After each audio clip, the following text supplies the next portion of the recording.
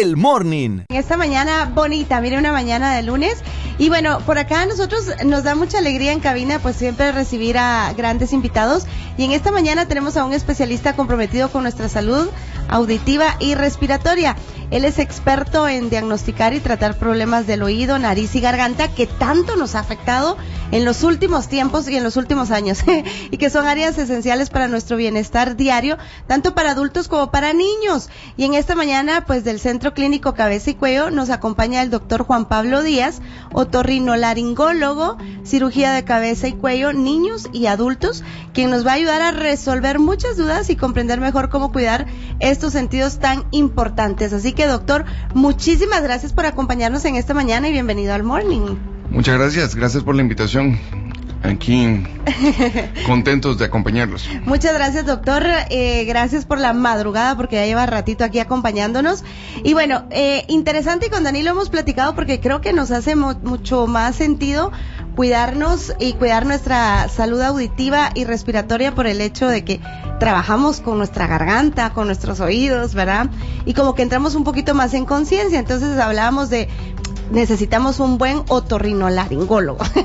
Y llegó usted, así que, doctor, cuéntenos, para empezar por el principio, diríamos por acá, ¿qué es un otorrinolaringólogo? ¿En qué áreas de salud se especializa? Muchas gracias. Otorrinolaringólogo es el médico que está dedicado a los problemas del oído, nariz y garganta, como lo decías tú. Uh-huh. Y pues hay que entender que el otorrino es una de las especialidades que llamamos nosotros médico-quirúrgicas, o sea, tratamos con medicamentos las enfermedades de estas áreas y también podemos operar problemas que no se resuelvan con medicamentos en estas áreas. Ah, ok, qué interesante. El primer paso es acercarnos con el otorrinolaringólogo y pues ahí a tener un chequeo y un diagnóstico para ver hacia dónde dirigirnos, ¿verdad? Eso es lo más importante. Y, doctor, ¿cuáles son las enfermedades más comunes que trata, o que hoy en día se están tratando?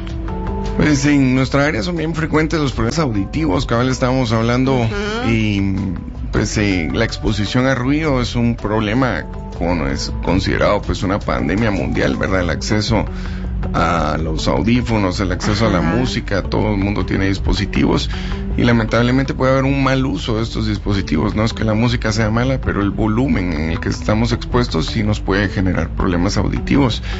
Y las generaciones nuevas han estado expuestos a sonidos más intensos de los recomendados por mucho tiempo. Entonces, de manera preventiva sí es importante cuidar nuestra audición haciendo cuidados de audiometrías o revisiones de audiometrías para saber cómo estamos. Ah, qué interesante. Sí, porque, bueno, antes tal vez podemos decir que en la época donde apenas estaban empezando todo lo de la música, pues eran personas específicas quienes utilizaban los audífonos. Ahora el porcentaje es más grande. Uh-huh. Yo diría que es el 100% de los adolescentes y niños, ¿verdad? Sí. Que tienen pues dispositivos, tienen acceso a escoger su música, a escoger sus programas y lamentablemente mucha gente disfruta de los volúmenes altos, ¿verdad? Entonces hay que entender que volúmenes altos por mucho tiempo sí es dañino para el oído. Doctor, digamos que ya usted pues puede ver acá nuestros audífonos son grandotes, de una vez haciendo la consulta. ¿Estos podríamos decir que son menos dañinos para la salud auditiva que los pequeñinos? Realmente no importa el tamaño del audífono, sino que lo que importa es el volumen, ¿verdad? Entonces no hay no podemos como ir en contra de los audífonos. Lo que tenemos que es educar a las personas que existen volúmenes adecuados a los cuales tienen que estar con los que tienen que tener cuidado. Digamos que una persona normal que empieza a una edad adulta a escuchar con audífonos, ¿cuánto tiempo o cuántos años tarda el oído en irse perdiendo? Bueno, digamos que el oído está preparado para resistir mejor ruidos intensos pero cortos que ruidos continuos, aunque no sean tan intensos, ¿verdad? Uh-huh. O sea, y tenemos la bendición ahora de las aplicaciones en los teléfonos y todos los teléfonos pueden medir decibelios y cuando tenemos exposición de ruido ambiente superior a 70 decibelios se considera que es un ambiente dañino para el oído interno. Entonces no es un problema qué tipo o cómo me expongo al sonido, el problema realmente es la intensidad del sonido. Miren qué interesante. Que si una persona usa audífonos, pero usa audífonos con sonido bajo, puede pues estar así toda su vida. Ningún problema, sí. Miren, esto está bien interesante para que también los papis, todos los adultos tomemos conciencia de la importancia también de tener una supervisión y el uso adecuado de los audífonos, porque como bien decía el doctor, hoy por hoy y a raíz de la pandemia, pues también la nueva modalidad de trabajar desde casa, pues todos utilizando los audífonos, ¿verdad?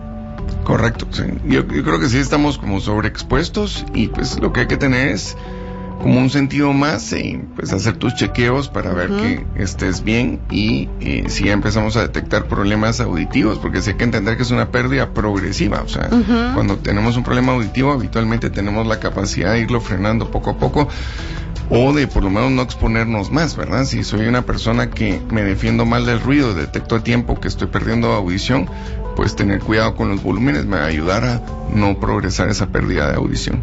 Excelente. Y doctor, ¿qué señales, digamos, para todos los guatemaltecos, para que tomemos conciencia, qué señales nos indican que debemos visitarla?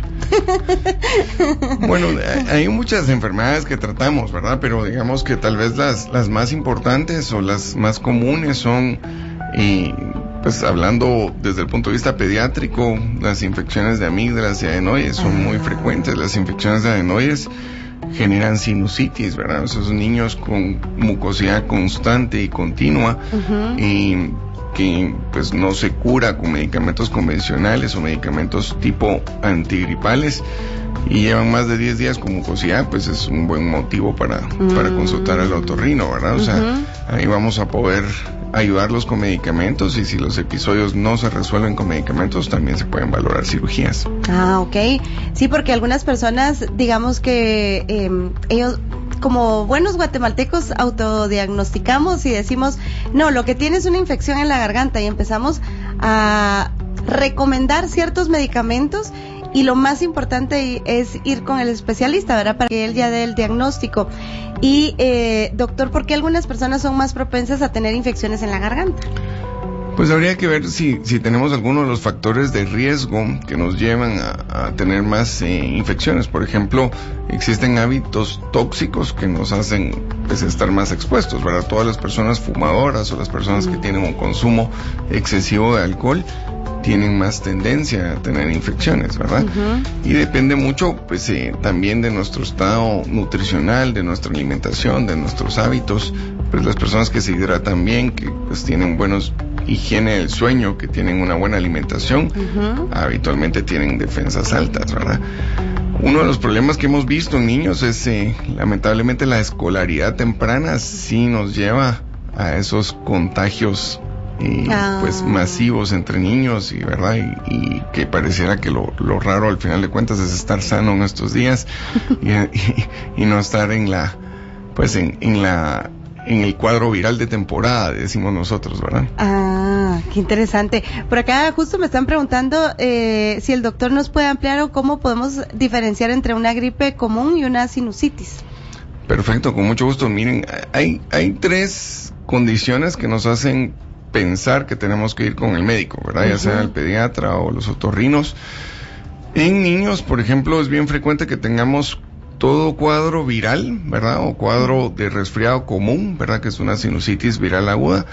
Nos va a generar 3 días de fiebre y alrededor de 7 a 10 días de mucosidad. Cuando nos salimos de esos cuadros, ¿verdad? O sea, tengo fiebre persistente, llevo 4 o 5 días con fiebre, creo que es un buen momento para consultar. Si tengo, a veces los pacientes llegan y me dicen que tienen resfriado desde hace 3 meses y que tienen mocos densos desde hace 3 meses, eso no es posible, ¿verdad? Si ya se pasaron esos 10 días, probablemente es una sinusitis. Y una cosa que no suele fallar y que suele ser un buen indicador de que necesitamos ayuda es aquellos pacientes que tuvieron fiebre, mejoraron y volvieron a tener fiebre. Ese paciente seguro necesita medicamentos más delicados como esteroides y antibióticos que siempre debieran de ser prescritos por un doctor en base al peso de los pacientes, en base a ciertas características y pues que son medicamentos potencialmente peligrosos si son mal usados. Ok. Se dan cuenta de la importancia de verdad de acudir con los profesionales, ¿verdad?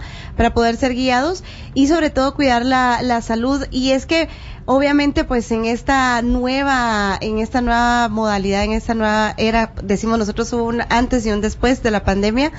Y hay muchos padecimientos. Por acá nos comentaban también de un caso de una niña que estaba con estos síntomas que usted justamente mencionaba, y aparte el problema del oído. Este es un cuadro bien delicado. Se une mucho la garganta con el oído. Y hay que tener en cuenta que, digamos que todos tenemos comunicado el oído medio, ¿verdad? El drenaje del oído está en la parte posterior de la nariz, entonces todo lo que nos genera inflamación nasal nos puede generar un mal funcionamiento del oído medio. Entre más pequeños los pacientitos, o sea, si estoy viendo niños pequeños, 3 a 5 años para abajo, tengo más chance de que con un cuadro viral se acumule moco detrás del tímpano, y es la causa número 1 de pérdida auditiva, gracias a Dios transitoria en niños, pero que es un factor de riesgo de infecciones bacterianas de oído medio que sí nos pueden dejar una consecuencia. Correcto. Yo tenía una duda, no sé si es un mito o si es una realidad, con respecto a las amígdalas. Las amígdalas ¿sirven de algo o no sirven de nada? Hay personas que se las quitan y nunca se enferman. ¿Cómo está eso? ¿Es cierto o falso? Por favor, ayúdenos, doctor. Aquí podemos pasar hablando 4 horas de este tema. Las amígdalas. Pero, bueno, la verdad es que todo en el cuerpo tiene una función, ¿verdad? O sea, empezaría por ahí, ¿verdad? Porque si no, tendríamos que decir a partir de tal edad, por favor, todos pasar con su otorrino para quitarse las amígdalas. Realmente son órganos productores de defensas, ¿verdad? Pero pertenecen a un conjunto de tejidos donde hay 4 o 5 bases militares que nos defienden. Para hacer más fácil entender esto, es como que se generaran calcomanías en las amígdalas, los adenoides, el tejido que está detrás de la lengua, el tejido que está en la pared posterior de la garganta, para que nuestro cuerpo identifique y ataque los virus y las bacterias que quieren entrar por la vía respiratoria, o sea, cuando respiramos por la nariz o cuando estamos comiendo algún alimento. Entonces, sí son importantes, no se deben de tocar si no están generando problemas. Ahora, ¿cuáles son los problemas más frecuentes de las amígdalas? Uno, por mucho, es que crezcan más de lo usual y nos bloqueen la respiración. Wow. A nivel mundial, en niños, de 10 niños que se operan de amígdalas, 8 es porque no están respirando bien, están roncando, les está costando crecer, les está costando comer, porque tienen poco espacio para respirar, y algunos niños tienen que escoger entre respirar y tragar, y en esos pacientes hay un beneficio grande de sacrificar esa base militar generadora de defensas. Hay muchos artículos que demuestran que sí bajan las defensas, pero no a un grado que nos enfermemos más. Entonces, la respuesta sería, en el que me está generando un problema, sí vale la pena quitarlos, operarlos. Y el segundo grupo, gracias a Dios, con los antibióticos nuevos es mucho menos frecuente, que son las infecciones a repetición. Bueno, si estoy necesitando más de 4 antibióticos durante un año por infecciones bien documentadas de amígdalas, vale la pena también pues pasar una semanita dura en el postoperatorio y pues resolver el problema de una vez, ¿verdad? ¿Esto puede ser niños o adultos? O sea, el tratamiento o quitar... Mucho más frecuente problemas de amígdalas en adultos en niños que en adultos, perdón. Sí, porque yo me recuerdo una época en la infancia, hace apenas unos añitos, pero le quitaron las amígdalas a un primo. Yo decía, pero ¿por qué a él sí, a mí no? Y entraba como que en ese dilema, pero ya años después el doctor nos viene a dar la respuesta. Pero en general, si sus niños no roncan, respiran 100% del tiempo por la nariz, o sea, no respiran por la boca, y su número de infecciones no supera 4 al año, pero ¿verdad? Depende de cuántos años tengo estos episodios, pues no necesitan una cirugía de amígdalas. Ok, perfecto. Y doctor, ¿qué tipos de infecciones de oído son más comunes en niños y en adultos? Bueno, siguen siendo más frecuentes las infecciones en niños que en adultos, pero tenemos dos tipos de infecciones bien diferentes. Una que es la otitis externa, sí, la famosa. La infección del oído del nadador, dicen en los libros, y tiene que ver mucho con la exposición a agua. Esa es la que tuvimos la semana pasada a la vuelta de Semana Santa, bastante frecuente en los consultorios. Cuando uno tiene otitis externa, casi siempre tuvo exposición a piscinas, o estuvo en un río, o estuvo mucho tiempo en contacto con el agua, y hay dolor en el oído, y un buen signo para diferenciar si es externa o es del tímpano, si me toco la oreja y me duele, o si le toco la oreja a mi hijo y le duele, es una infección de la piel del oído, y esas se tratan con gotas de antibiótico, y no es necesario un antibiótico tomado. Ahora, si lo que tenemos son fiebres altas, dolor constante, después de un cuadro de resfriado, entonces ahí sí tendríamos que pensar en una infección de oído medio, y esas se tratan diferentes con antibióticos tomados. Y la gran duda es, ¿se pueden prevenir estas infecciones? Las infecciones de la piel del oído se previenen manteniendo el oído seco, ¿verdad? Si tenemos un viaje programado grande de vacaciones acuáticas, no sería ninguna locura pasar por el consultorio de algún otorrino para hacer una limpieza de oído. Muchas veces no es solo el agua que se me queda acumulada, sino que también tengo cerumen que deja el oído húmedo, ¿verdad? En el contacto con el agua. Y funciona bastante bien la secadora de pelo, ponerla cerca del oído, o usar gotas de alcohol para deshidratar el conducto después de haberme expuesto a la piscina. Eso disminuye drásticamente las infecciones. ¡Wow! Qué interesante. Yo con respecto al oído tengo la pregunta, ¿el oído y el cerumen cada cuánto se limpia? ¿Es importante tener o debe estar completamente limpio el oído? Bueno, el cerumen es una secreción del cuerpo y por lo tanto tiene una función, ¿verdad? O sea, no debiéramos de ir estilo servicio del carro cada tantos kilómetros a que nos limpien el oído. O sea, si no tenemos un síntoma, no es necesario hacer la limpieza de oído. Y curiosamente, las personas que no se limpian el oído, o sea, que no utilizan hisopos, tienen menos problemas asociados al cerumen que los que sí lo tienen. La forma del oído es autolimpiable, y el método por el cual se limpia el oído solito es por gravedad. Cuando nos quedamos acostados de lado, el cerumen sale y dejamos alguna piedrita en la almohada, que no suena muy higiénico, pero realmente no pasa nada. Y solo debieran de ir a limpieza de oído las personas que tienen el oído totalmente tapado, o que tienen una sensación de que se les tapó el oído, ¿verdad? O sea, hay situaciones raras donde sí se te tapa por completo por cerumen, y esos pacientes escuchan 20-30% menos, y sí vale la pena limpiar el oído. Muy bien. Ahorita todos así como, bueno, voy a recapitular mi limpieza del oído, y obviamente pues hacerlo de una forma adecuada, porque yo creo que nos enseñaron también de una forma equivocada, ¿verdad? El hisopo y limpiarse uno bien, y yo hace algunos años entendí la modalidad, y bueno, ahí vamos alineándonos. Doctor, ¿qué hacemos si sentimos un zumbido constante en el oído? ¿Esto podría ser un diagnóstico de alguna enfermedad? Bueno, el zumbido es un síntoma, y uno quisiera investigar un poquito si es algo que nos tiene que tener preocupados o no, ¿verdad? Lo primero es, todo paciente con zumbido debiera hacer una audiometría, porque la mayor parte de los zumbidos son consecuencias de pérdidas auditivas. Si yo tengo una pérdida auditiva importante y la corrijo con cirugía, que es el menor grupo de pacientes, o con la utilización de audífonos de amplificación, ¿verdad? Son aparatos de ayuda auditiva, el zumbido disminuye. Hay algunos pacientes que tienen enfermedades que se manifiestan por zumbido, donde la circulación del oído no es buena. Entonces hay medicamentos que disminuyen el zumbido y que nos pueden ayudar. Y si no necesariamente tengo que ponerme audífonos, pero sí es importante hacer una consulta y por lo menos tener una audiometría para saber en qué grupo de pacientes estoy tratando, ¿verdad? Muy bien. También hay una enfermedad que le da mucho a los cantantes por utilizar los audífonos, que no recuerdo cómo se llama, pero la tiene... La que le dio a Luis Miguel. Luis Miguel. Ajá. Que es que escuchan como un ruido, y eso como que les impide un poco a ellos de repente poder escuchar bien la canción para poder cantar, pero no recuerdo cómo se llama ese. Sí, no me recuerdo, pero es una enfermedad... ahí está. Rinitis. Tinnitus. Tinnitus es la cosa. Ok, el tinnitus, insisto que es un síntoma, ¿verdad? O sea, cuando yo tengo tinnitus, probablemente mi oído interno no esté trabajando bien y tiene que ver más por la exposición al ruido intenso por mucho tiempo.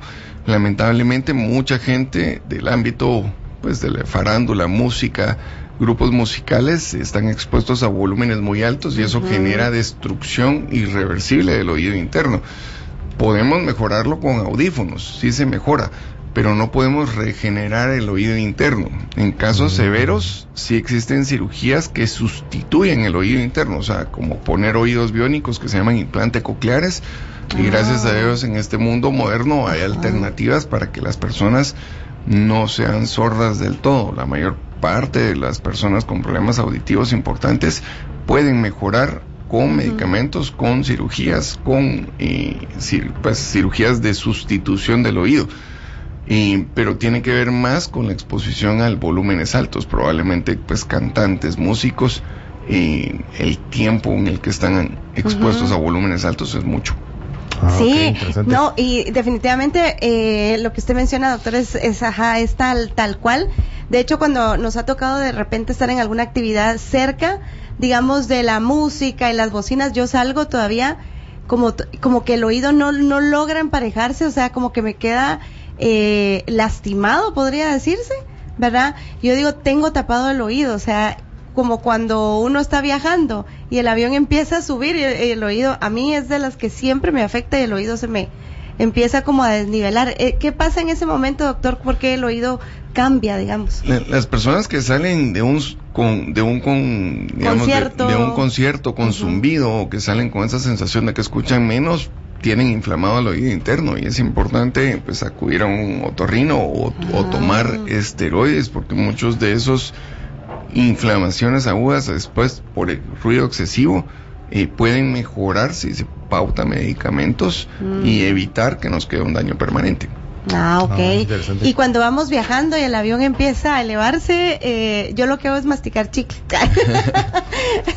Está en lo correcto, digamos. En general, la gente que tiene problemas con el cambio de altura es porque tiene inflamada la nariz y la válvula de presión del oído no se está abriendo como debiera. Cuando usamos chicle o dulces o estamos tomando líquidos constantemente, aumentamos las veces que se abre la válvula de presión del oído y evitamos que se acumule presión, y eso nos evita dolor y nos mejora la audición. A veces cuando uno viaja en el avión ves que hay un momento donde parecen que los niños están sincronizados y empiezan a llorar todos, ¿verdad? Más chiquitos los niños.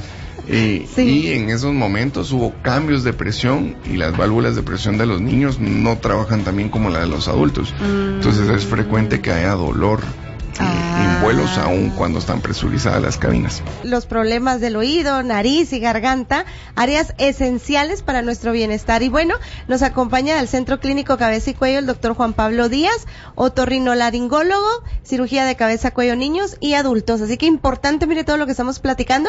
Por acá nos dejan consultas, vamos a escuchar. Aproveche que es consulta gratis, ¿verdad? Buenos días. Buenos días. Una consulta. ¿Cuánto tiempo se pueden utilizar los audífonos? ¿Como tapan el oído, no crea alguna infección o algo? Gracias. Muy bien. A ver, bueno, es buena pregunta, ¿verdad? Yo diría que depende un poquito de para qué necesitamos los audífonos. Si son audífonos de amplificación de sonido, porque yo no escucho, y la mayor parte de los pacientes tienen el audífono puesto todo el día y solo para dormir se lo quitan. Eso sí genera más acúmulo de cerumen y aumenta la humedad y puede tener infecciones de la piel del oído, pero digamos que es una necesidad.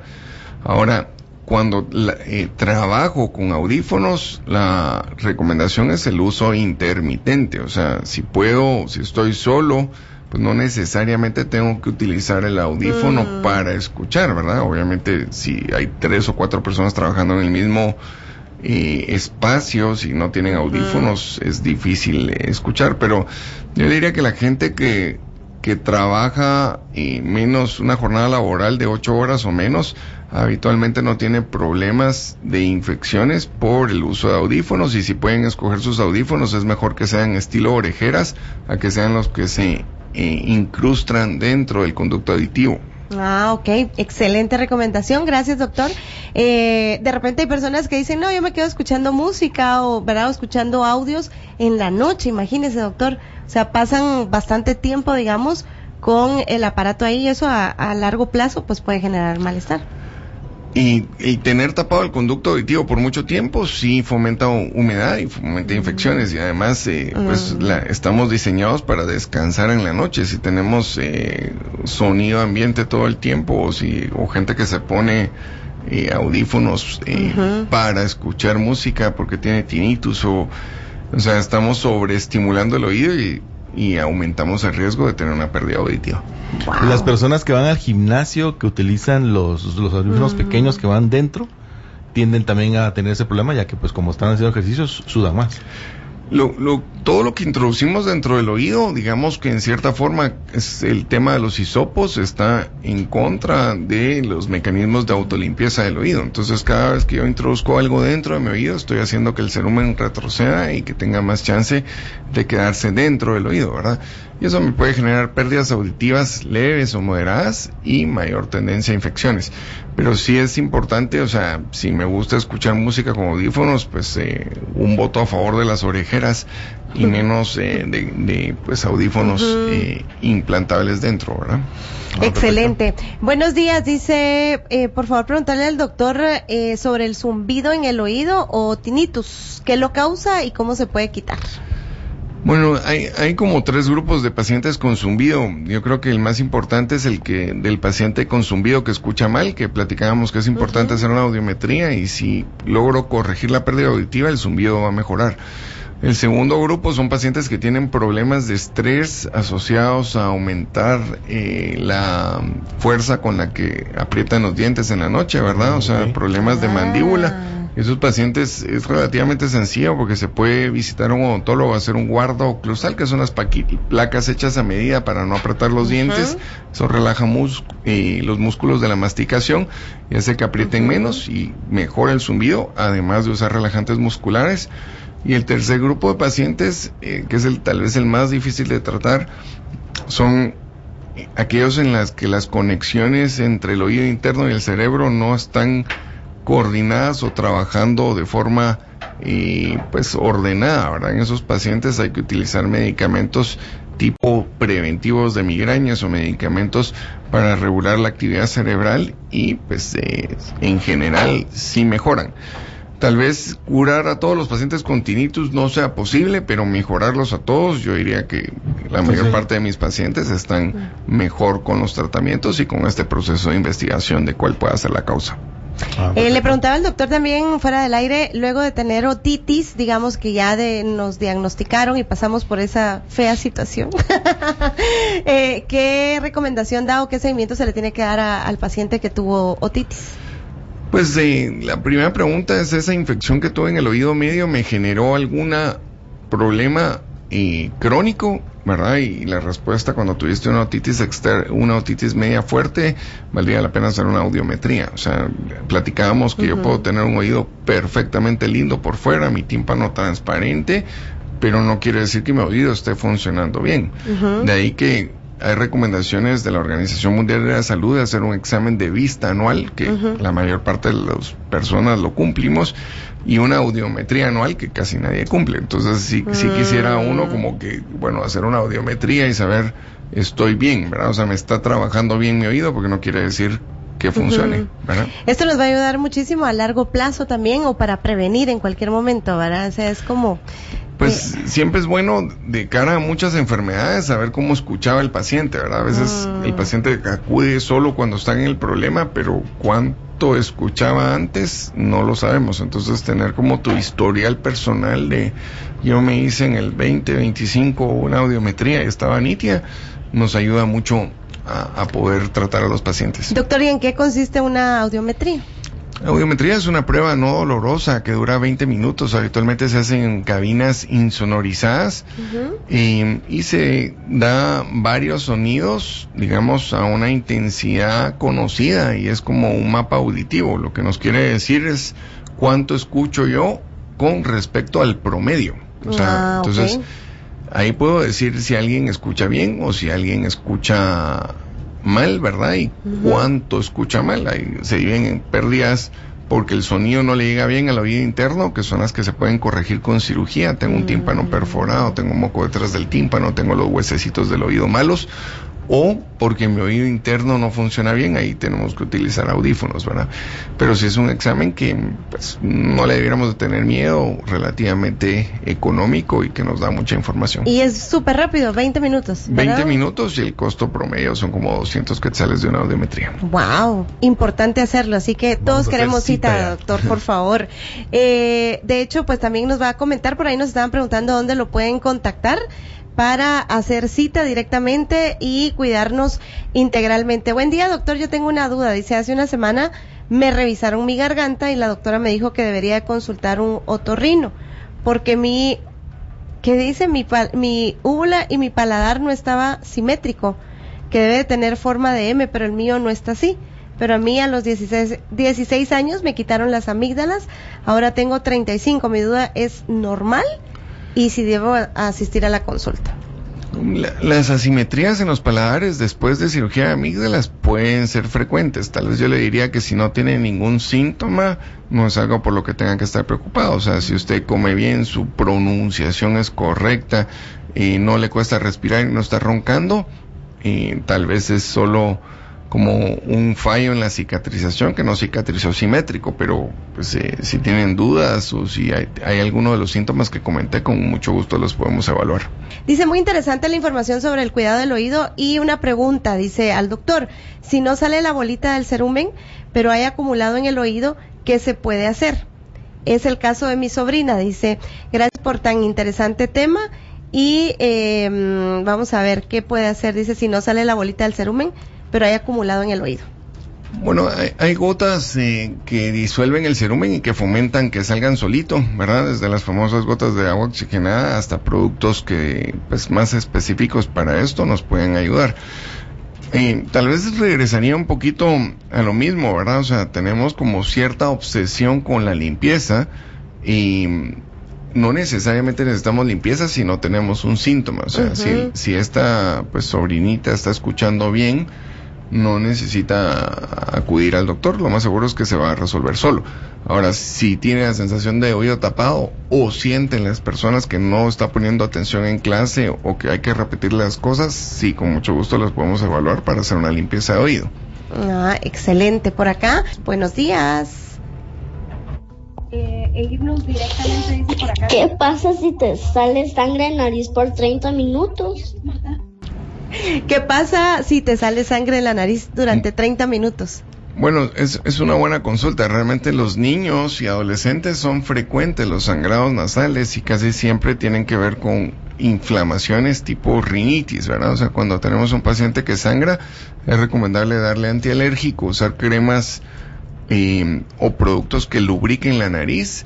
Y lo más importante de entender es que el 90% de los sangrados vienen de la punta de la nariz. Tenemos como cierta tendencia a apretarnos los huesos de la nariz cuando estamos sangrando, y lo que hay que presionar es la parte más inferior de la nariz, la parte aguadita. Si hacemos presión continua de la nariz por más de 10 minutos, no debiéramos de tener un sangrado. Si ese sangrado persiste después de hacer la presión en el sitio correcto 10 minutos, tenemos que ir con el médico. Ok, interesante. Por acá tenemos otra pregunta, vamos a escuchar. Yo con una consultita, hace varios años me dejaron unos aparatos, pero últimamente he estado como que no oigo bien, tengo a la par a la gente y no la escucho. Les tengo que decir, ¿qué decís? Que me repitan. Que no escucho tan de cerca tampoco, un poquito de lejos, pero me cuesta descifrar cuando me están hablando. Gracias. Excelente, muchas gracias a Isabel. Isabel, buen día. Hace 10 años reventó una bomba cerca de mí y desde entonces tengo un zumbido en el oído. Eso pasa mucho también, ¿verdad, doctor? Sí, cuando estamos expuestos a sonidos continuos, ¿verdad? O a sonidos muy intensos que han sido solo, como este caso, ¿verdad? Un estallido. Y podemos tener un daño al oído interno. Ahora, la mayor parte de la gente que tiene daños al oído interno mejoran con audífonos. O sea, y una forma fácil de interpretar este zumbido es las conexiones, como mi oído interno ya no trabaja bien, ¿verdad? Sería la hipótesis. Por supuesto que hay que confirmarlo con una audiometría, Entonces las conexiones que conectan el oído con el cerebro están pidiendo actividad. Entonces, si logramos hacer que esa pérdida auditiva se corrija con un audífono, y probablemente el zumbido vaya a disminuir. Y el otro tema es, podemos dar algún medicamento para bajar la actividad de esas células que quieren transmitir sonidos y que no están recibiendo información del oído. Pero sí, casi siempre es exposición a sonidos fuertes, como una bomba, ¿verdad? O gente que dispara, pueden tener pérdida auditiva irreversible. O sea, lo mejor es prevenir, y si vamos a tener actividades de estilo me gusta disparar, o pues tengo un trabajo militar o de seguridad, debiera de tener protección auditiva para reducir la cantidad de energía que llega a mi oído interno. Sí, sobre todo porque esta persona nos escribe y fue hace 10 años que le reventó la bomba y todavía sigue con ese malestar. Por acá también nos preguntaban algo bien interesante. Sí, ¿qué cuidados recomienda, doctor, para los niños que respiran por la boca? Bueno, en el mundo ideal no debiera existir esto, digamos. O sea, sí es algo que es bien importante y genera muchos problemas, ¿verdad? A veces hay esa tendencia a pensar que eso es normal o que es hereditario, ¿verdad? De que, digamos, mi papá respira por la boca y entonces yo voy a heredar eso. Pero digamos que respirar por la boca genera muchos problemas del desarrollo de los dientes, digamos, de la relación del maxilar y la mandíbula. Y si no hacemos algo, la forma de la cara de estos niños se modifica para respirar por la boca, ¿verdad? Entonces, hay muchos pacientes, se les nota que fueron respiradores bucales por digamos, la forma en la que tienen su carita. Entonces, todo paciente que respira por la boca debiera de estar en tratamiento médico, y si no se resuelve, se pueden hacer cirugías sencillas para ganar espacio para respirar por la nariz. La respiración nasal es un, digamos, un instinto. O sea, no es que el niño no aprendió a respirar por la nariz. O sea, si podés respirar por la nariz, vas a respirar por la nariz. Y también con los adultos. O sea, no es que yo no aprendí a respirar por la nariz, no es cierto. O sea, tenés una inflamación de los cornetes, tenés pólipos, algo está pasando, tenés sinusitis, tenés el tabique desviado. O sea, hay algún problema, porque sí vamos a respirar siempre. Todos los que podemos respirar por la nariz lo vamos a hacer. Es que a veces nos inventamos cosas, doctor. Dice por acá una pregunta para el doctor. Dice, a mi nena le dijeron que era otitis lo que tenía. Le dieron antibiótico y me dijeron que le limpiara el oído con agua oxigenada, porque a ella ya le estaba saliendo líquido como si fuera materia en el oído. Mi pregunta es si es recomendable limpiar el oído con agua oxigenada cada cierto tiempo, o solo era porque el oído estaba así. Solo durante las infecciones. Realmente no existe un mantenimiento del oído que tengamos que hacer sí o sí, así que pues estar utilizando productos, incluso estar lavando la piel del oído, ¿verdad? O sea, usar jabón o shampoo, que es una práctica relativamente común de muchas personas, fomenta el número de infecciones. Entonces el oído, los otorrinos mayores dicen que se toca con los codos, solo para dar la idea de que no debemos de meter nada dentro de los oídos y no tocarlos, ¿verdad? Ajá. Entonces, digamos, en este caso sería únicamente en este procedimiento utilizar el agua oxigenada. Correcto. Solo cuando está infectado, o sea, solo cuando está supurando, digamos, sería la idea. Pero si realmente no te está pasando nada en tu oído, no hay por qué usar algo de mantenimiento. Doctor, yo pensaba que esta enfermedad de otitis daba solo a los adultos. Sin embargo, estoy viendo que hay niños que están padeciendo de otitis. Mucho más frecuente en niños que en adultos. Mucho más frecuente en niños que en adultos. A mí es que tengo un alma de niña, entonces para eso. Dice, a ver, nota de voz por acá. Miren, yo solo con una consulta. Mi mamá últimamente ha estado mala del oído y del mismo dolor del oído le dan mareos. ¿Por qué motivo será? Ya ha ido al del doctor y no le dan respuesta. Bueno, ya tenemos la respuesta para que vaya con el doctor, ¿verdad? El doctor Juan Pablo Díaz. Tal vez una de las cosas que es bien importante es la edad del paciente, ¿verdad? Si tenemos pacientes entre 60 años o más, muchas veces son frecuentes los trastornos de circulación del oído interno y ahí nos pueden generar zumbidos y nos pueden dar mareos tipo vértigo, además de pérdidas auditivas. Entonces estos pacientes mejoran mucho con medicamentos que mejoran la circulación. Sí hay alrededor de 10 causas, y no es que uno quiera hacer mala gente, no dar un diagnóstico o un tratamiento, pero lo mejor sería evaluarla para intentar convertir estos síntomas en un diagnóstico. O sea, el zumbido y el mareo es un síntoma, y lo ideal es que este paciente salga sabiendo cuál es la enfermedad que tiene. Ok, perfecto. Por acá nos dejan otra nota de voz. Hola, buenos días. Gusto saludarlos desde aquí de Connecticut, de Estados Unidos. Doctor, yo tengo tinnitus creo que se dice, y los oídos lo que escucho es un silbido. ¿Será que hay cura para eso? Pues de nuevo, y diciendo un poquito lo del tinnitus, ¿verdad? La mayor parte de los pacientes están aliviados con tratamientos médicos. Hay que hacer una audiometría y ver cómo estamos escuchando, y con gusto los podemos evaluar en la clínica. Algunos de los problemas que tenemos en Estados Unidos es que sí es un país donde están muy regulados los medicamentos. O sea, no tenemos estos medicamentos que mejoran circulación, están pues bajo control y tienen que ser prescritos por médicos allá, ¿verdad? Una opción a veces es que los familiares les manden los medicamentos desde acá, ¿verdad? O a consultar al otorrino en su ciudad de origen, ¿verdad? En este caso, ya le enviamos el número de la clínica del doctor y se puede comunicar y comentarle que está en Estados Unidos y por ahí encontrar algún vínculo para poder atenderlo, ¿verdad? Por acá dice, buen día, mi hijo inmediatamente en una gripe inicia con dolor de oído. Sí ronca, a veces respira con la boca y ya tuvo antibióticos, antialérgicos y etcétera. Dice, es candidato para operación de adenoides. Me han dicho que tiene adenoides y amígdalas grandes, tinnitus. Mire, es muy buena pregunta, y en general diríamos que tanto los que respiran por la boca como que los que roncan, pues en el mundo ideal no debiera de existir esto, ¿verdad?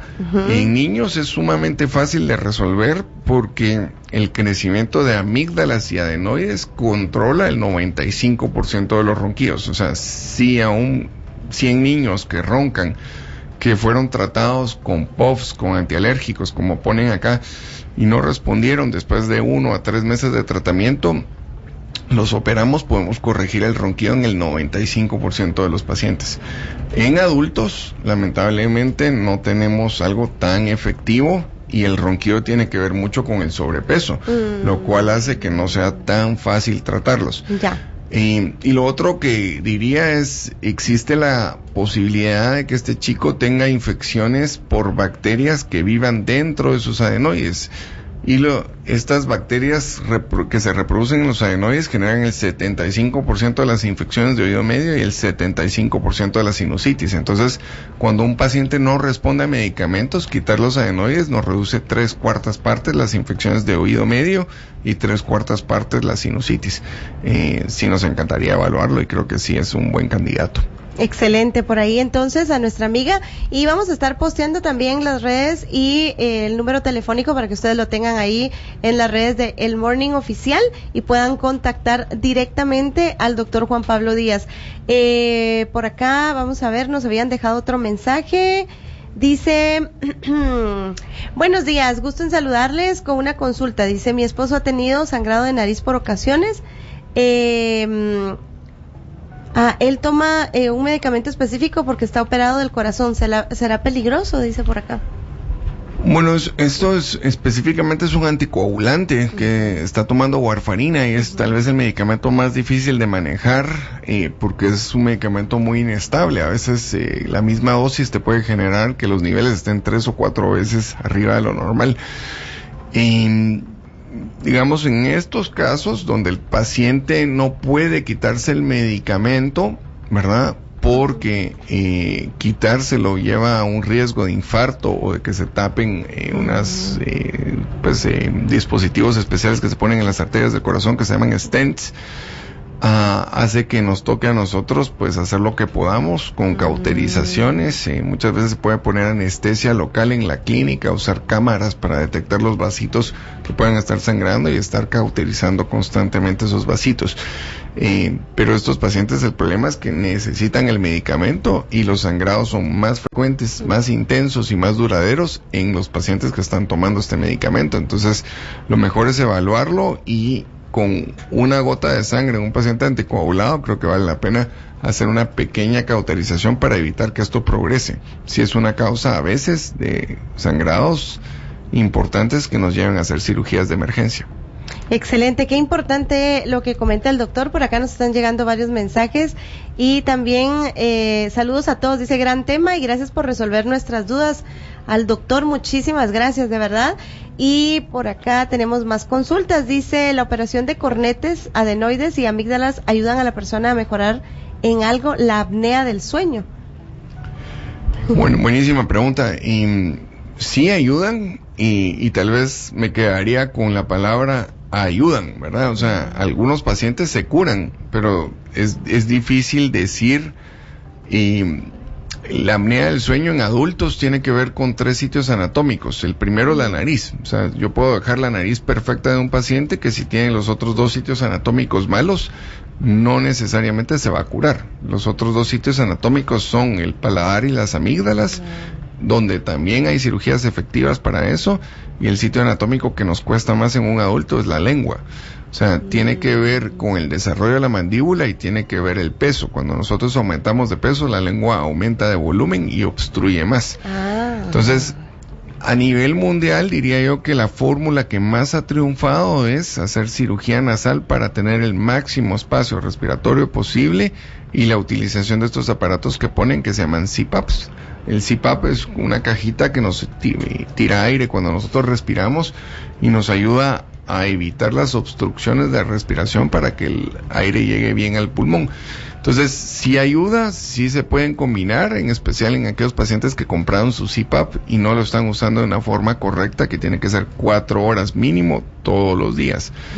A veces está ese tema de comprar el aparato y creer que con eso ya nos curamos, ¿verdad? Hay que comprarlo, usarlo bien y además tener un asesoramiento médico de que lo estás usando bien. O sea, esas son las partes que fallan en los pacientes que usan CPAP. O sea, sí tenemos que comprar el aparato, traen chips de memoria para ver cómo lo estamos usando y cómo está nuestra oxigenación cuando lo estamos usando. Si no estamos haciendo un uso correcto, evaluación por el otorrino es recomendable para ver qué más le podemos aportar.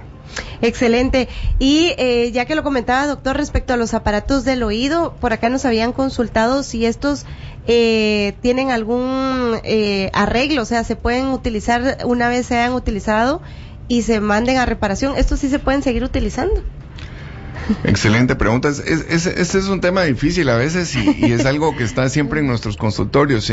Lamentablemente, yo hago la analogía de los audífonos con los carros, ¿verdad? O sea, digamos, necesito un audífono, perfecto, pero puedo comprar algo estilo tuk-tuk o puedo comprar un Mercedes-Benz. ¿Okay? Ahí la tecnología aquí sí es importante y el bueno, bonito y barato todavía no se ha desarrollado. Entonces, muchos pacientes nos llevan sus audífonos traídos de Estados Unidos, comprados en Amazon. Realmente tenemos que tener una licencia para poder modificar ese audífono. Todos los audífonos buenos y nuevos son programables. O sea, el paciente tiene derecho a que le adapten sus aparatos y le estén modificando en base a las necesidades que tiene. O sea, yo no voy a escuchar igual a los 44 años que tengo yo que a los 54. Entonces, si yo compro un buen aparato, me lo pueden estar modificando en base a las audiometrías para que mejore. Tal vez la idea son aparatos donde uno compra el aparato y compra el servicio y tiene derecho a llevar su aparato muchas veces al centro donde compró el aparato para que se lo adapten y tiene que usarlo todo el tiempo. El paciente que usa audífonos debiera de tenerlos puestos desde la mañana hasta que se acuesta. Hasta que termina el día. O sea, es clave y determinante el lugar donde van a comprar los aparatos, ¿verdad? Teniendo esa garantía y la calidad que realmente necesita. Dice por acá, muy buenos días. quitar las amígdalas es recomendable, ya lo habíamos platicado, pero por acá nuevamente el doctor nos va a comentar. Justo ahorita tengo problemas con ellas y ya no las aguanto, dicen que bajan las defensas, ¿es cierto? Pues no bajan las defensas a un estado donde pues tengamos que estar preocupados. Tal vez una de las cosas que a veces este tipo de comentario suele ser algunos pacientes tienen amígdalas que se llaman críticas o como con barranquitos, y esas amígdalas tienen tendencia a acumular alimentos. Ese acúmulo de alimentos genera mal aliento, y si es una consulta frecuente en los consultorios, en esos pacientes se pueden operar y no pasa nada, pues, pero sí mejora mucho el síntoma, ¿verdad? Y tal vez la idea es, muchos pacientes, regresando a la respiración nasal, que llegan a mi consultorio por tener problemas de amígdalas, el problema es la nariz y la consecuencia es la amígdala. Si mejoramos la nariz, el no respirar por la boca nos ayuda a tener menos infecciones. Algo que recuerdo yo de pequeñita era la recomendación de los médicos de aquella época, que las niñas se lavaban el pelo, pero no había que dejárselos mojados, sino secarlo. ¿Eso sigue siendo una recomendación importante, doctor? Para evitar sinusitis, creo. Bueno, hay algunos artículos que recientemente demuestran que este mito de abuelita es cierto, digamos. O sea, recientemente ya explicaron el porqué, ¿verdad? Yo tendría que decir que empecé mi carrera diciendo que no era cierto. Ahora, después de esos artículos, me he tenido que retractar y ya es algo que recomendamos. Lamentablemente el baño, en especial de la gente, mujeres y hombres que tienen pelo largo, debiera ser en la mañana porque tiene más chance de que se seque, o tenemos que usar secadora de pelo para no quedarnos con el pelo húmedo. Y la razón es que baja la temperatura del cráneo. Al bajar la temperatura del cráneo disminuye la cantidad de defensas que llegan a los cuartos donde se genera el moco. Así que sí es cierto. Wow, qué interesante. Es realidad, no mito. Qué interesante. Miren por acá. También muchísimas gracias, dice bendiciones al doctor, las consultas, buenos días. Bueno, por acá también nos habían preguntado qué cuidados específicos deben tener los profesionales que usamos mucho la voz, como cantantes, locutores o personas que están en servicio al cliente, que pasan hablando todo el día. Bueno, eso es buenísima pregunta. De hecho, tendríamos que empezar con que los problemas de voz son mucho más frecuentes en mujeres que en hombres, o sea, mucho más frecuentes. ¿Por qué, doctor? Y hay varias razones. La primera es que la laringe, donde están las cuerdas vocales en los hombres, es mucho más larga, y el número de veces que vibra por ciclo vocal, que eso es como se define, ¿verdad? Es menos, ¿verdad? En un hombre y más en una mujer. Y aunque parezca comentario sexista, sí está bien documentado que las mujeres hablan más y que el cerebro de las mujeres se activa en las dos partes del cerebro, los dos hemisferios cerebrales que tienen que ver con el lenguaje. O sea, hay varios estudios que demuestran que la mujer sí puede ser multitasking. En cambio, los hombres somos más de estar concentrados, enfocados en una sola cosa, y nos cuesta más todo el tema verbal. Pero para seguir en eso, o sea, si estamos expuestos a uso profesional de la voz, tenemos que hacer pausas, tenemos que estar bien hidratados, tenemos que cuidarnos en lo que podemos. Por ejemplo, si tenemos reflujo, no lo tenemos que tratar; si tenemos alergias, no las tenemos que tratar. Si es siempre recomendable no fumar, ¿verdad? Y pues en general, si uno tiene que hacer uso profesional de su voz, yo también hablo casi todo el día, pues intentar en la manera de lo posible no divertirme con la voz, ¿verdad? O sea, si además después de 8 o 10 horas de trabajo voy a karaoke al otro día, lo más seguro es que en los conciertos que gritan mucho también, que no va a haber voz, ¿verdad? Entonces, el uso moderado de la voz siempre es importante, pero tal vez aquí haría un paréntesis, y esto es bien importante. Si mi voz cambió por más de 7 días, necesito un examen especial para identificar la causa. En mujeres muchas veces son nódulos que pueden ser interpretados como callosidades, o sea, la voz grave o ronca en las mujeres no es normal, y habitualmente hay nódulos. A algunas personas les gusta ese tono de voz grave y no quieren cambiarlo, pero cuando ya tengo fatiga vocal, o sea, no puedo terminar mi día con mi voz, y ya tengo episodios donde no se me entiende o no me sale la voz, entonces ahí tengo que consultar, porque puedo hacer terapia de voz y eso me ayuda un montón. O sea, puedo ir al gimnasio de las cuerdas vocales para que mis cuerdas vocales sean más eficientes y me dure más mi voz. Ay, qué excelente. Mire, de verdad que hoy nos vino a ampliar así totalmente, a abrir una gran ventana. Y le están agradeciendo mucho, doctor, dice excelente programa. Y dice, mi esposo cada vez que duerme inicia normal respirando por la nariz, pero al pasar los minutos siempre empieza a respirar por la boca hasta amanecer. Y la mayoría de veces también ronca y por lapsos deja de respirar de 5 a 10 segundos. También se mantiene regularmente congestionado. ¿Necesita alguna operación? Buena pregunta. La forma científica de saberlo habría que hacerle un estudio del sueño. En este estudio del sueño nos indicaría si estos síntomas que nos está comentando, que son los síntomas clásicos de una apnea del sueño, y confirman el diagnóstico y nos da la gravedad de esto. Yo les diría que de entrada, para que nos quedemos con conceptos bien claros, todo paciente que ronca debe de hacer ejercicio, mantener o bajar de peso, ¿verdad? Si estoy en el peso ideal, pues mantenerme, tratar de no subir, dormir de lado y usar un spray nasal. Si con eso no mejora, tendríamos que hacer esta prueba de apnea del sueño, y si tengo apnea del sueño, significa que no me estoy oxigenando bien en la noche y que eso a largo plazo me baja el nivel de energía, me aumenta la tendencia a tener accidentes y altera mi metabolismo a tal punto que me lleva a tener una tendencia a infartos y derrames. Entonces, todo paciente roncador debiera ser evaluado médicamente y en condiciones ideales buscar la solución para esa apnea. Excelente. Ya saben, se pueden comunicar directamente al 3323-6962 en la clínica del doctor Juan Pablo Díaz. Muy buenos días, qué buen tema el que están abordando. Muchas gracias al doctor. Tengo una pregunta, dice, doctor, mis papás ya no escuchan y se les compró un aparato un poco sofisticado, pero mi papá no lo usa porque lo hemos llevado varias veces y dice que siempre escucha un ruido que le molesta. Mi mamá no los usa porque indica que le molesta mucho la oreja. ¿Qué se podría hacer con ellos en este caso?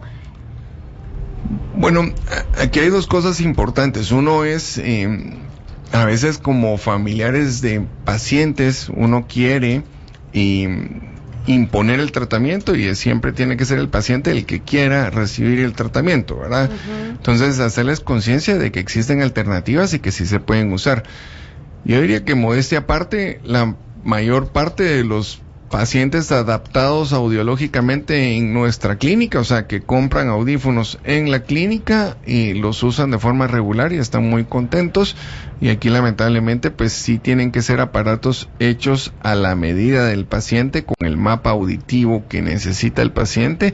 Y todas estas quejas de no lo uso por esto, no lo uso por esto, se tienen que tratar para que el paciente esté contento, pero la mayor parte de los pacientes con un buen aparato lo usan, lo buscan, y similar a los lentes. Yo uso lentes y si los dejé en la casa, regreso porque no quiero ir a operar sin mis lentes, porque miro significativamente mejor con mis lentes.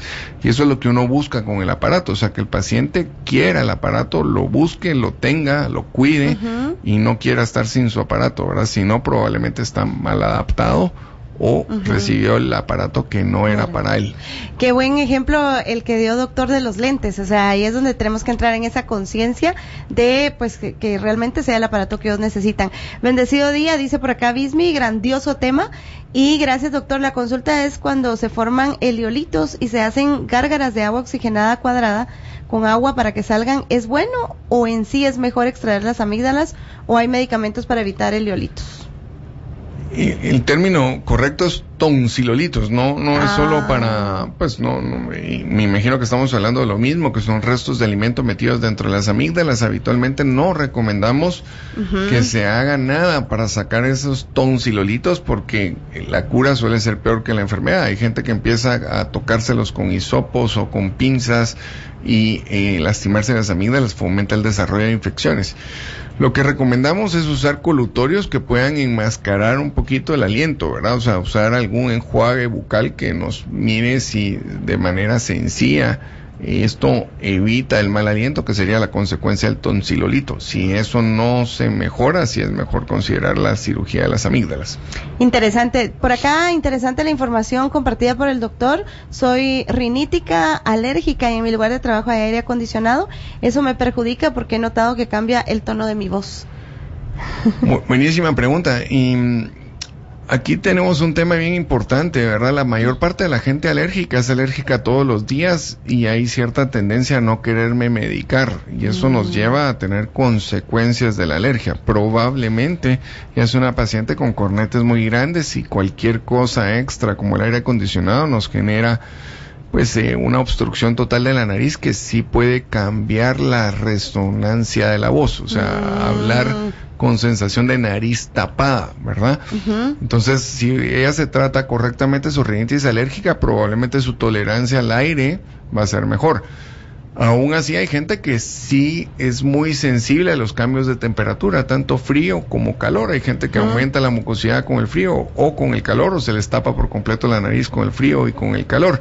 El problema es cuando trabajamos en un área compartida con 20 personas y pues hay alguna gente que sí no tolera el calor, entonces empieza esa disputa, ¿verdad? Tal vez el mejor consejo es que se trate bien sus alergias para ser más tolerante al aire y frío y pues así no tenga ninguna consecuencia sobre su voz. Excelente. Por acá dice, buen día, en mi caso mi papá falleció hace unos meses y su aparato auditivo quedó nuevo. ¿Estos pueden ser utilizados por alguien más o donar, ya que sabemos que el costo es alto y hay personas que lo necesitan? Excelente pregunta y gracias por tener ahí un corazón dispuesto a ayudar. Existe una fundación que se llama Fundación Sonrisas que Escuchan, que recoge aparatos auditivos de personas que pues fallecieron o que los cambiaron. Les vamos a compartir el contacto y ellos hacen una labor social muy bonita que es ofrecerles audífonos a personas de bajos recursos. Habitualmente tienen varios programas para modificar estos audífonos y esos audífonos debieran de ser posiblemente adaptables.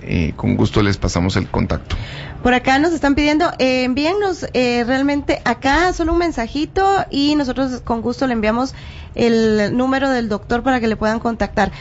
Buenos días, Sharon, Danilo y doctor. Es increíble la ayuda que brinda la radio cuando se utiliza en beneficio social, profesional y responsable. Increíble información que ayuda mucho a mejorar nuestra calidad de vida a través de la salud. Gracias por ser ese medio maravilloso que utiliza ese poder en beneficio de todos. Gracias a nuestro buen amigo Eduardo. Y bueno, acá se activaron los mensajes, nosotros nos quedamos respondiendo y queremos agradecer al doctor quien ya tiene pacientes programados y ya no le queremos quitar más su tiempo, pero sí el agradecimiento porque su conocimiento, claridad y cercanía pues han hecho realmente de este espacio algo muy interesante y especial para todos nuestros oyentes. Así que, doctor, queremos agradecerle su tiempo, su experiencia, su conocimiento, su calidad humana y muchos éxitos en todo lo que venga. Muchas gracias. Muchísimas gracias a ustedes y dispuestos a acompañarlos de nuevo si hay otra invitación. Muchas gracias. Claro que sí, por supuesto, solo porque ya tiene ahorita cita, doctor, pero si no nos quedaríamos platicando. Ahorita enviamos los contactos, solo envíenos el mensajito. Fue el doctor Juan Pablo Díaz del Centro Clínico Cabeza y Cuello, 3323-6962, y con todo gusto ahorita nos quedamos respondiendo a través del WhatsApp. Solo nos piden contacto, pónganos ahí y nosotros mandamos el contacto directamente. Gracias, doctor, que tenga un excelente inicio de semana también. El Morning.